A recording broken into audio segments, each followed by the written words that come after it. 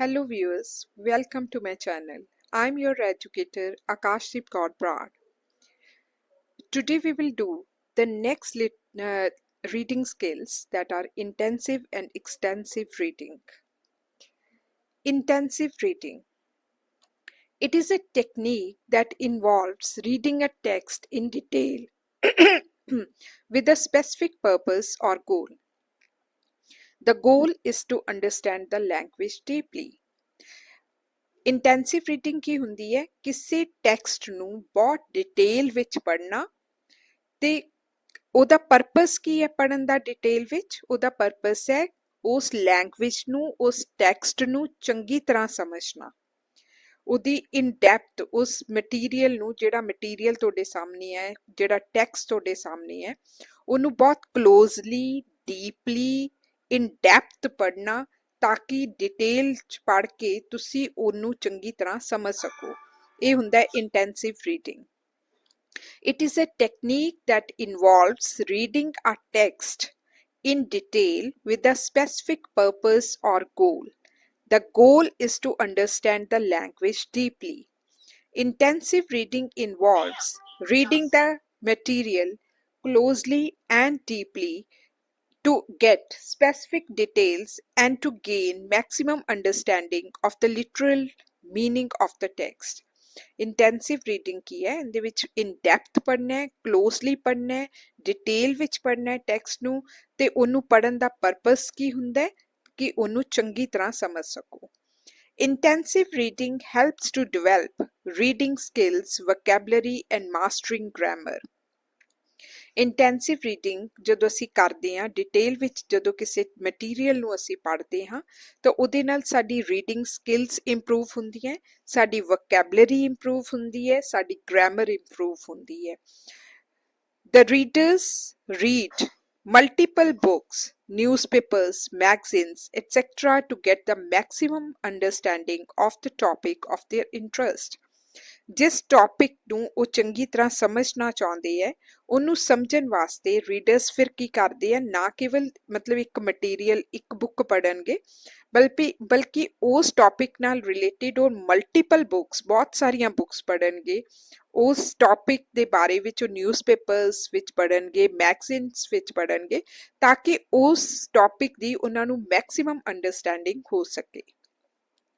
It is concerned with classroom learning, wherein the student is compelled to read a text as many times as required to deeply understand the topic. Classroom learning ਇਹਦੀ example ਹੈ, ਕਿਉਂਕਿ ਜਦ classroom ਵਿੱਚ teachers compel ਕਰਦੇ ਆ students ਨੂੰ ਕਿ ਉਹ ਟੈਕਸਟ ਨੂੰ ਵਾਰ-ਵਾਰ ਪੜ੍ਹਨ, they should read the text many times ਤਾਂ ਕਿ ਉਹਨਾਂ ਨੂੰ completely understand ਕਰ ਸਕਣ ਜਿਹੜਾ ਟੌਪਿਕ ਉਹ ਬੁੱਕ ਦੇ ਵਿੱਚ ਦਿੱਤਾ ਹੋਇਆ ਹੈ। ਇਹ ਇਹਦੀ ਐਗਜ਼ਾਮਪਲ ਹੈ। And even use a dictionary to understand the meaning of every single word not known to them. ਤੇ ਇੰਟੈਂਸਿਵ ਰੀਡਿੰਗ ਵਿੱਚ ਇਹ ਹੁੰਦਾ ਕਿ ਜਦੋਂ ਤੁਸੀਂ ਡਿਟੇਲ 'ਚ ਪੜ੍ਹਦੇ ਹੋ ਤੇ ਨਾਲ ਡਿਕਸ਼ਨਰੀ ਵੀ ਰੱਖੋ, ਕਿਉਂਕਿ ਜਿਸ ਵਰਡ ਦਾ ਤੁਹਾਨੂੰ ਮੀਨਿੰਗ ਨਹੀਂ ਆਉਂਦਾ ਉਹ ਤੁਸੀਂ ਫਟਾਫਟ ਡਿਕਸ਼ਨਰੀ ਵਿੱਚੋਂ ਦੇਖੋ ਤਾਂ ਕਿ ਤੁਸੀਂ ਕੰਪਲੀਟਲੀ ਅੰਡਰਸਟੈਂਡ ਕਰ ਸਕੋ ਕਿ ਉਸ ਟੈਕਸਟ ਦੇ ਵਿੱਚ, ਉਸ ਮਟੀਰੀਅਲ ਵਿੱਚ ਲਿਖਿਆ ਕੀ ਹੈ। ਸੋ ਇੰਟੈਂਸਿਵ ਰੀਡਿੰਗ ਵਿੱਚ ਅਸੀਂ ਇਹ ਕੀਤਾ ਕਿ ਟੈਕਸਟ ਨੂੰ ਡੀਪਲੀ ਪੜ੍ਹਨਾ ਹੈ, ਕਲੋਜ਼ਲੀ ਪੜ੍ਹਨਾ ਹੈ, ਤਾਂ ਡਿਟੇਲ ਵਿੱਚ ਪੜ੍ਹਨਾ ਹੈ ਤਾਂ ਕਿ ਉਹਦਾ ਪਰਪਸ ਕੀ ਹੈ? ਟੂ ਅੰਡਰਸਟੈਂਡ ਦਾ ਟੈਕਸਟ ਫੁੱਲੀ, ਉਸ ਟੈਕਸਟ ਨੂੰ ਚੰਗੀ ਤਰ੍ਹਾਂ ਸਮਝਣ ਲਈ। ਤੇ ਨਾਲ ਹੀ ਇਹਦੀ ਕੀ ਹੁੰਦਾ ਕਿ ਇਹਦੇ ਵਾਸਤੇ ਇੱਕ ਬੁੱਕ ਨਹੀਂ ਬਲਕਿ ਮਲਟੀਪਲ ਬੁੱਕਸ, ਨਿਊਜ਼ਪੇਪਰਸ, ਮੈਗਜ਼ੀਨਸ ਪੜ੍ਹੇ ਜਾਂਦੇ ਹੈ ਉਸ ਟੌਪਿਕ ਨਾਲ ਰਿਲੇਟਿਡ ਤਾਂ ਕਿ ਉਸ ਟੌਪਿਕ ਦੀ ਪੂਰਾ ਉਹਨਾਂ ਨੂੰ ਅੰਡਰਸਟੈਂਡਿੰਗ ਹੋ ਸਕੇ ਰੀਡਰ ਨੂੰ। ਤੇ ਇਹਦੇ ਨਾਲ ਕੀ ਹੁੰਦਾ, ਸਾਡੀ ਰੀਡਿੰਗ ਸਕਿੱਲ ਇੰਪਰੂਵ ਕਰਦੀ ਹੈ, ਸਾਡੀ ਵੋਕੈਬਲਰੀ ਇੰਪਰੂਵ ਕਰਦੀ ਹੈ, ਸਾਡੀ ਗ੍ਰਾਮਰ ਉੱਤੇ ਮਾਸਟਰੀ ਹੋ ਜਾਂਦੀ ਹੈ।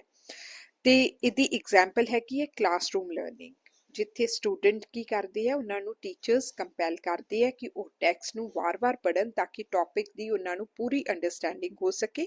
ਤੇ ਇੰਟੈਂਸਿਵ ਰੀਡਿੰਗ ਵਿੱਚ ਡਿਕਸ਼ਨਰੀ ਰੱਖਣੀ ਕੋਲੇ ਜ਼ਰੂਰੀ ਹੁੰਦੀ ਹੈ ਤਾਂ ਕਿ ਹਰ ਇੱਕ ਵਰਡ ਦਾ ਮੀਨਿੰਗ ਪਤਾ ਲੱਗ ਸਕੇ। ਇਹ ਹੁੰਦੀ ਹੈ ਇੰਟੈਂਸਿਵ ਰੀਡਿੰਗ। ਹੁਣ ਆਪਾਂ ਕਰਾਂਗੇ extensive reading. Extensive reading involves reading texts for enjoyment and to develop journal reading skills.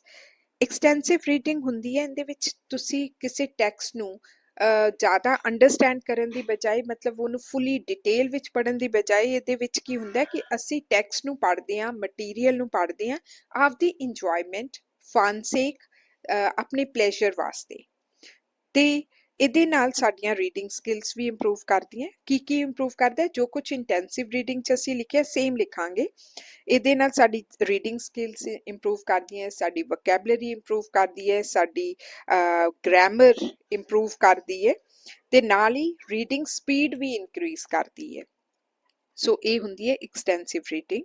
It refers to the type of reading in which a student read a large quantity of material chosen by him. Intensive reading ਵਿੱਚ ਕੀ ਸੀਗਾ ਕਿ student ਨੂੰ teacher ਕਹਿੰਦਾ ਕਿ ਤੂੰ ਆਹ ਵਾਲਾ ਹੀ is ਕੰਪੈਲਡ ਮਤਲਬ ਉਹ ਆਪਦੇ ਇੰਟਰਸਟ ਨਾਲ ਨਹੀਂ ਪੜ੍ਹਦਾਗਾ ਉਹਨੂੰ ਮਤਲਬ ਇਹ ਕਿਹਾ ਚਾਹੁੰਦਾ ਹੈ ਕਿ ਤੂੰ ਆਹ ਵਾਲੀ ਜਿਹੜੀ ਹੈਗੇ ਟੌਪਿਕ ਨਾਲ ਰਿਲੇਟਿਡ ਇਸ ਟੌਪਿਕ ਨੂੰ ਚੰਗੀ ਤਰ੍ਹਾਂ ਪੜ੍ਹਨਾ ਹੈ ਤਾਂ ਕਿ ਤੈਨੂੰ ਇਸ ਟੌਪਿਕ ਦੀ ਸਮਝ ਆ ਜੇ ਪਰ ਐਕਸਟੈਂਸਿਵ ਰੀਡਿੰਗ ਜਿਹੜੀ ਹੁਣ ਆਪਾਂ ਕਰ ਰਹੇ ਹਾਂ ਇਹਦੇ ਵਿੱਚ ਹੁੰਦਾ ਕਿ ਸਟੂਡੈਂਟ ਜਿਹੜਾ ਹੈ ਉਹ ਬਹੁਤ ਸਾਰੀਆਂ ਬੁੱਕਸ ਪੜ੍ਹ ਸਕਦਾ ਹੈ ਜਿੰਨੀਆਂ ਉਹਦਾ ਮਨ ਕਰਦਾ ਹੈ ਤੇ ਇਹ ਬੁੱਕਸ ਜਿਹੜੀਆਂ ਹੈਗੀਆਂ ਉਹਨੇ ਆਪ ਚੂਜ਼ ਕੀਤੀਆਂ ਹੁੰਦੀਆਂ ਕਿਸੇ ਨੇ ਉਹਨੂੰ ਪੜ੍ਹਨ ਲਈ ਨਹੀਂ ਦਿੱਤੀਆਂ ਕਿ ਤੂੰ ਜ਼ਰੂਰੀ ਪੜ੍ਹ ਉਹ ਆਪਣੀ ਚੋਇਸ ਨਾਲ ਉਹ ਬੁੱਕਸ ਜਿਹੜੀਆਂ ਪੜ੍ਹਦਾ ਹੈ it involves reading of novels ਪੜ੍ਹਨੇ ਮੈਗਜ਼ੀਨਸ ਜਾਂ ਨਿਊਜ਼ਪੇਪਰਸ ਕੁਝ ਵੀ ਪੜ੍ਹ ਸਕਦੇ ਉਹ ਆਪਣੀ ਚੋਇਸ ਨਾਲ ਪੜ੍ਹਦਾ ਹੈ The individual is free to choose the reading text of his own choice. ਤੇ individual ਜਿਹੜਾ ਹੈਗਾ ਉਹ ਟੈਕਸਟ ਆਪਣੀ ਚੋਇਸ ਦਾ ਪੜ੍ਹਦਾ ਹੈ ਉਹ ਕਿਸੇ ਦੇ ਕਹਿਣ ਤੇ ਨਹੀਂ ਪੜ੍ਹਦਾ ਕਿ ਤੂੰ ਆਹ ਵਾਲਾ ਜ਼ਰੂਰੀ ਪੜ੍ਹਨਾ ਹੈ ਐਵੇਂ ਦੀ ਕੋਈ ਗੱਲ ਨਹੀਂ ਹੁੰਦੀ ਕਿ ਉਹ ਆਪਣੀ ਮਤਲਬ ਉਹਦੀ ਚੋਇਸ ਹੈ ਉਹਦਾ ਇੰਟਰਸਟ ਹੈ ਤਾਂ ਉਹ ਪੜ੍ਹ ਰਿਹਾ ਹੈ The purpose of extensive reading is to acquire information and to attain pleasure. ਇਹਦੇ ਨਾਲ ਕੀ ਹੈ ਇਨਫੋਰਮੇਸ਼ਨ ਤਾਂ ਮਿਲਦੀ ਹੈ ਨਾਲ ਪਲੇਜ਼ਰ ਵੀ ਹੁੰਦਾ ਹੈ ਫਨ ਸੇਕ ਵੀ ਪੜ੍ਹਦੇ ਹੋ Extensive reading is done for fun and entertainment. The readers need not use a dictionary as understanding each and every word in the material is not important. Extensive reading ਵਿੱਚ ਸਾਨੂੰ dictionary ਦੀ ਜ਼ਰੂਰਤ ਨਹੀਂ ਹੁੰਦੀ ਸਾਡੀ ਆਪਣੀ ਚੋਇਸ ਹੈ ਆਪਣੀ dictionary use ਕਰਨਾ ਚਾਹੁੰਦੇ ਹਾਂ ਜਾਂ ਨਹੀਂ ਬਿਕਾਜ਼ ਇਹਦੇ ਵਿੱਚ ਕੀ ਹੈ ਸਾਨੂੰ ਇੱਕ ਵਰਡ ਦਾ ਮੀਨਿੰਗ ਪਤਾ ਹੋਣਾ ਕੋਈ ਜ਼ਰੂਰੀ ਨਹੀਂ ਹੈ ਅਸੀਂ ਮਤਲਬ ਸਿਰਫ ਫਾਂਸਿਕ ਪੜ੍ਹ ਰਹੇ ਹਾਂ ਇਸ ਲਈ ਜ਼ਰੂਰੀ ਨਹੀਂ ਕਿ ਪੂਰੇ ਦੀ ਪੂਰੀ ਅੰਡਰਸਟੈਂਡਿੰਗ ਸਾਨੂੰ ਹਰੇਕ ਵਰਡ ਦੀ ਹੋਵੇ ਸੋ ਇਸ ਕਰਕੇ ਡਿਕਸ਼ਨਰੀ ਯੂਜ਼ ਕਰਨੀ ਆਪਸ਼ਨਲ ਹੈ ਤੁਸੀਂ ਚੂਜ਼ ਮਤਲਬ ਯੂਜ਼ ਕਰਨਾ ਚਾਹੁੰਦੇ ਹੋ ਤਾਂ ਕਰ ਲਓ ਨਹੀਂ ਤਾਂ ਕੋਈ ਰਿਕੁਆਇਰਡ ਨਹੀਂ ਹੈ ਇਹ ਹੋਗੀ extensive reading. Now we will do the next reading skill that is the SQ3R method. The SQ3R method was introduced by Francis P. Robinson in his book Effective Study in 1941. ਇਹ method ਕਿਹਨੇ introduce ਕੀਤਾ ਸੀ Francis ਪੀ Robinson ਨੇ ਆਪਣੀ book ਵਿੱਚ use ਕੀਤਾ ਸੀ effective study ਵਿੱਚ The SQ3R method aids in reading comprehension. ਜਦੋਂ ਤੁਹਾਡੇ ਅੱਗੇ comprehension ਹੈ ਉਹਨੂੰ ਪੜ੍ਹਨਾ ਹੈ ਤੁਸੀਂ comprehension ਕਾਫੀ ਸਾਰੇ ਪੈਰਾਗ੍ਰਾਫਸ ਦਿੱਤੇ ਹੋਏ ਹੈ ਤਾਂ SQ3R method ਨਾਲ ਤੁਸੀਂ ਉਹਨੂੰ ਤੁਹਾਨੂੰ ਪੜ੍ਹਨਾ ਚਾਹੀਦਾ ਹੈ It is a 5-step technique. SQ3R method ਇੱਕ 5 steps ਦੀ ਟੈਕਨੀਕ ਹੈ 5 steps ਵਿੱਚ ਤੁਸੀਂ ਕਿਸੇ ਟੈਕਸਟ ਨੂੰ ਪੜ੍ਹਦੇ ਹੋ It helps us to learn more effectively and to increase our retention of written information. ਇਹਦੇ ਨਾਲ ਕੀ ਹੁੰਦਾ ਹੈ ਅਸੀਂ ਬਹੁਤ ਵਧੀਆ ਤਰ੍ਹਾਂ ਇਫੈਕਟਿਵਲੀ ਕਿਸੇ ਚੀਜ਼ ਨੂੰ ਲਰਨ ਵੀ ਕਰ ਸਕਦੇ ਹਾਂ ਤੇ ਜਿਹੜੀ ਜੋ ਕੁਝ ਸਾਡੇ ਸਾਹਮਣੇ ਲਿਖਿਆ ਹੈ ਉਹਦੇ ਤੋਂ ਸਾਡੀ ਕੀ ਹੁੰਦਾ ਹੈ ਮਤਲਬ ਉਸ ਜਿਹੜੀ ਉਹਦੀ ਇਨਫੋਰਮੇਸ਼ਨ ਉਹਦੇ ਵਿੱਚ ਪ੍ਰੋਵਾਈਡ ਕੀਤੀ ਗਈ ਹੈ ਉਦੋਂ ਅਸੀਂ ਚੰਗੀ ਤਰ੍ਹਾਂ ਰਿਟੇਨ ਕਰ ਸਕਦੇ ਹਾਂ ਸੋ ਰਿਟੈਂਸ਼ਨ ਹੋ ਸਕਦੀ ਹੈ ਮਤਲਬ ਇਹਦੇ ਨਾਲ ਸਾਡੀ ਕਾਫੀ ਹੱਦ ਤੱਕ ਮਤਲਬ ਫੋਕਸ ਜਿਹੜਾ ਹੈ ਉਸ ਟੈਕਸਟ ਦੇ ਉੱਤੇ ਵੱਧ ਸਕਦਾ ਹੈ ਇਸ ਮੈਥਡ ਨਾਲ ਐਸ ਦਾ ਇਹਦੇ ਵਿੱਚ SQ3R ਮੈਥਡ ਵਿੱਚੋਂ ਐਸ ਕੀ ਹੈ S stands for survey ਹੁੰਦਾ ਹੈ Q stands for question 3R ਕੀ ਹੈ 3R ਕਿਹੜੇ ਹੈ read recite review ਓਕੇ ਹੁਣ ਸਭ ਤੋਂ ਪਹਿਲਾਂ ਆਪਾਂ ਕਰਾਂਗੇ Survey. Quickly skim the text to get a general idea of what it is about. Focus on headings, subheadings, figures, tables and summaries. Survey ਦੇ ਵਿੱਚ ਕੀ ਹੁੰਦਾ ਹੈ ਫਟਾਫਟ ਤੁਸੀਂ ਟੈਕਸਟ ਨੂੰ ਪੜੋ ਤੇ ਤੁਸੀਂ ਇਹ ਟੈਕਸਟ ਵਿੱਚੋਂ ਇਹ ਕੱਢਣ ਦੀ ਕੋਸ਼ਿਸ਼ ਕਰੋ। ਐਕਚੁਅਲੀ ਜਦੋਂ ਮਤਲਬ ਟੈਕਸਟ ਤੁਸੀਂ ਪੜ੍ਹਨਾ ਹੈ ਨਾ, ਤੁਹਾਡੇ ਮਨ 'ਚ ਇਹ ਹੋਣਾ ਚਾਹੀਦਾ ਕਿ ਇਹ ਟੈਕਸਟ ਹੈ ਕਿਸ ਚੀਜ਼ ਬਾਰੇ। ਜੇ ਸਪੋਜ਼ਡਲੀ ਪੇਪਰ ਵਿੱਚ ਕੰਪਰੀਹੈਂਸ਼ਨ ਆ ਜਾਂਦਾ ਹੈ, ਕੰਪਰੀਹੈਂਸ਼ਨ ਪੈਰਾਗ੍ਰਾਫਸ ਦਿੱਤੇ ਹੁੰਦੇ ਜਿਹਦੇ ਨੀਚੇ ਕੁਐਸਚਨਸ ਦਿੱਤੇ ਹੁੰਦੇ ਜਿਹੜੇ ਕਿ ਅਸੀਂ ਕਰਨੇ ਹੁੰਦੇ ਹੈ। ਉਹ ਕੰਪਰੀਹੈਂਸ਼ਨ ਮਤਲਬ ਉਸ ਪੈਰਾਗ੍ਰਾਫ 'ਚੋਂ ਹੀ ਅਸੀਂ ਆਨਸਰਸ ਲੱਭਣੇ ਹੁੰਦੇ ਹੈ। ਹੁਣ ਦੇਖੋ ਸਰਵੇ ਦੇ ਵਿੱਚ ਕੀ ਹੈ, ਫਟਾਫਟ ਪਹਿਲਾਂ ਤਾਂ ਉਸ ਜਿਹੜਾ ਕੰਪਰੀਹੈਂਸ਼ਨ ਜਿਹੜਾ ਟੈਕਸਟ ਜਿਹੜਾ ਮਟੀਰੀਅਲ ਸਾਨੂੰ ਦਿੱਤਾ ਗਿਆ ਉਹਨੂੰ ਪੜ੍ਹੋ ਤੇ ਤੁਹਾਡੇ ਦਿਮਾਗ 'ਚ ਆਈਡੀਆ ਹੋਣਾ ਚਾਹੀਦਾ ਵੀ ਇਹ ਕੰਪਰੀਹੈਂਸ਼ਨ ਹੈ ਕਿਸ ਚੀਜ਼ ਬਾਰੇ। ਇਹ ਟੈਕਸਟ ਜਿਹੜਾ ਮੈਂ ਪੜ੍ਹਨ ਲੱਗਿਆ ਇਹਦੇ ਵਿੱਚ ਹੈ ਕੀ ਚੀਜ਼। ਜ਼ਿਆਦਾ ਫੋਕਸ ਤੁਸੀਂ ਹੈਡਿੰਗਸ ਤੇ ਕਰੋ। ਜੇ ਕੋਈ ਸਬ ਹੈਡਿੰਗਸ ਦਿੱਤੀਆਂ ਹੋਈਆਂ ਕਿਸੇ ਟੈਕਸਟ ਵਿੱਚ, ਕੋਈ ਫਿਗਰਸ ਟੇਬਲਸ ਦਿੱਤੇ ਹੋਏ ਹੈ ਜਾਂ ਸਮਰੀ ਦਿੱਤੀ ਹੋਈ ਹੈ ਉਹਦੀ, ਤਾਂ ਉਸ ਟੈਕਸਟ ਦੀ ਪਹਿਲਾਂ ਸਮਰੀ ਪੜ੍ਹ ਲਓ ਤਾਂ ਕਿ ਤੁਹਾਨੂੰ ਜਨਰਲ ਆਈਡੀਆ ਹੋ ਜਾਏ ਵੀ ਇਹ ਟੈਕਸਟ ਹੈ ਕਿਸ ਚੀਜ਼ ਬਾਰੇ। ਇਹ ਹੁੰਦਾ survey. Question. Note down the questions that you may have about the subject. Ask the questions like, what is this chapter about? When you ask the material, when you question the material, you engage your mind. You are far more likely to retain information when you are actively looking for it. ਸਭ ਤੋਂ ਪਹਿਲਾਂ ਤਾਂ ਤੁਹਾਨੂੰ ਦਿਮਾਗ ਵਿੱਚ ਇਹ ਹੋਣਾ ਚਾਹੀਦਾ ਵੀ ਇਹ ਜਿਹੜਾ ਹੈਗਾ ਜਿਹੜਾ ਟੈਕਸਟ ਜਾਂ ਜਿਹੜੀ ਬੁੱਕ ਮੇਰੇ ਸਾਹਮਣੇ ਹੈ ਜਾਂ ਜਿਹੜਾ ਮਟੀਰੀਅਲ ਮੇਰੇ ਸਾਹਮਣੇ ਹੈ ਇਹ ਕਿਸ ਚੀਜ਼ ਬਾਰੇ ਹੈ। ਆਪਣੇ ਆਪ ਨੂੰ ਪੁੱਛੋ ਕਿ ਇਹ ਚੈਪਟਰ ਕਿਸ ਬਾਰੇ ਵਿੱਚ ਹੈ। ਜਦੋਂ ਤੁਸੀਂ ਮਤਲਬ ਇਹ ਚੀਜ਼ ਤੁਹਾਡੇ ਦਿਮਾਗ 'ਚ ਹੋਊਗੀ ਤਾਂ ਤੁਸੀਂ ਜਦੋਂ ਰੀਡ ਕਰੋਗੇ ਮਟੀਰੀਅਲ ਨੂੰ ਤਾਂ ਤੁਹਾਡਾ ਮਾਈਂਡ ਜਿਹੜਾ ਹੈ ਉਹ ਉਸ ਕੁਐਸਚਨ ਨੂੰ ਲੱਭਣ ਦੀ ਕੋਸ਼ਿਸ਼ ਕਰ ਰਿਹਾ ਹੋਊਗਾ ਤੇ ਨਾਲ ਹੀ ਤੁਹਾਨੂੰ ਕਾਫੀ ਸਾਰੀ ਇਨਫੋਰਮੇਸ਼ਨ ਤੁਸੀਂ ਉਹਦੇ ਚੋਂ ਗੇਨ ਕਰ ਸਕੋਗੇ ਜਦੋਂ ਤੁਸੀਂ ਬਹੁਤ ਐਕਟਿਵਲੀ ਲੁਕਿੰਗ ਮਤਲਬ ਬਹੁਤ ਧਿਆਨ ਨਾਲ ਜਦੋਂ ਤੁਸੀਂ ਉਸ ਟੈਕਸਟ ਨੂੰ ਪੜ੍ਹ ਰਹੇ ਹੋ, ਦੇਖ ਰਹੇ ਹੋ। ਰੀਡ ਦ ਟੈਕਸਟ ਐਕਟਿਵਲੀ। ਟੈਕਸਟ ਜਿਹੜਾ ਤੁਹਾਡੇ ਸਾਹਮਣੇ ਆ ਉਹਨੂੰ ਐਕਟਿਵਲੀ ਮਤਲਬ ਧਿਆਨ ਨਾਲ ਪੜ੍ਹੋ। ਕੀਪਿੰਗ ਯੋਰ ਕੁਐਸਚਨਸ ਇਨ ਮਾਈਂਡ। ਤੁਹਾਡੇ ਦਿਮਾਗ ਵਿੱਚ ਕੁਐਸਚਨਸ ਹੋਣੇ ਚਾਹੀਦੇ ਆ ਵੀ ਆਹ ਕਿਉਂ ਹੈ, ਉਹ ਕਿਉਂ ਹੈ। ਰੀਡ ਸਿਲੈਕਟਿਵਲੀ। ਇਹ ਜ਼ਰੂਰੀ ਨਹੀਂ ਇੱਕ ਇੱਕ ਵਰਡ ਪੜ੍ਹੋ, ਵਿੱਚੋਂ ਜਿਵੇਂ ਹੈਡਿੰਗਸ ਹੈ, ਸਬ ਹੈਡਿੰਗਸ ਹੈ, ਸਭ ਚੀਜ਼ਾਂ ਵਿੱਚੋਂ ਪੈਰਾਗ੍ਰਾਫਸ ਪੜ੍ਹੋ। And make notes of anything. ਜੇ ਕੁਝ ਮਤਲਬ ਤੁਹਾਨੂੰ ਲੱਗਦਾ ਹੈ ਕਿ ਵੈਲਿਊਏਬਲ ਹੈ ਤਾਂ ਉਹਦੇ ਨੋਟਸ ਬਣਾ ਕੇ ਰੱਖੋ। ਨਾਲ ਹੀ ਉਹ ਚੀਜ਼ ਜਿਹੜੀ ਤੁਹਾਨੂੰ ਵੈਲਿਊਏਬਲ ਨਹੀਂ, ਜਿਹੜੀ ਚੀਜ਼ ਤੁਹਾਨੂੰ ਲੱਗਦਾ ਹੈ ਕਿ ਤੁਹਾਨੂੰ ਸਮਝ ਨਹੀਂ ਆ ਰਹੀ ਉਹਦੇ ਨੋਟਸ ਬਣਾ ਕੇ ਰੱਖੋ ਤਾਂ ਕਿ ਉਹਨੂੰ ਤੁਸੀਂ ਅੱਗੇ ਜਾ ਕੇ ਫਿਰ ਸਮਝਣ ਦੀ ਕੋਸ਼ਿਸ਼ ਕਰ ਸਕੋ। ਰਿਸਾਈਟ। ਜਦੋਂ ਤੁਸੀਂ ਰੀਡਿੰਗ ਕਰ ਲੈਂਦੇ ਹੋ ਕਿਸੇ ਵੀ ਸੈਕਸ਼ਨ ਦੀ, ਕਿਸੇ ਵੀ ਮਟੀਰੀਅਲ ਦੀ, ਉਸ ਤੋਂ ਬਾਅਦ ਜਿਹੜੇ ਕੁਐਸਚਨਸ ਹੈਗੇ ਹੈ ਉਹਨਾਂ ਦੇ ਆਨਸਰ ਖੁਦ ਆਪਣੀ ਮਤਲਬ ਆਪਣੀ ਯਾਦ ਤੋਂ ਮਤਲਬ ਤੁਸੀਂ ਜੋ ਪੜ੍ਹਿਆ ਉਹ ਕੋਸ਼ਿਸ਼ ਕਰੋ ਕਿ ਉਹਨਾਂ ਕੁਐਸਚਨਸ ਦੇ ਆਨਸਰਸ ਤੁਸੀਂ ਆਪ ਦੇ ਸਕੋ।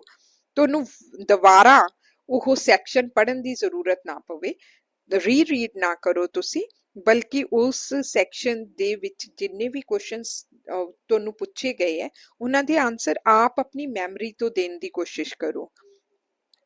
ਰਿਵਿਊ ਕੀ ਹੁੰਦਾ ਹੈ? ਰਿਵਿਊ ਹੁੰਦਾ ਹੈ ਦੁਬਾਰਾ ਟੈਕਸਟ ਨੂੰ ਪੜ੍ਹਨਾ।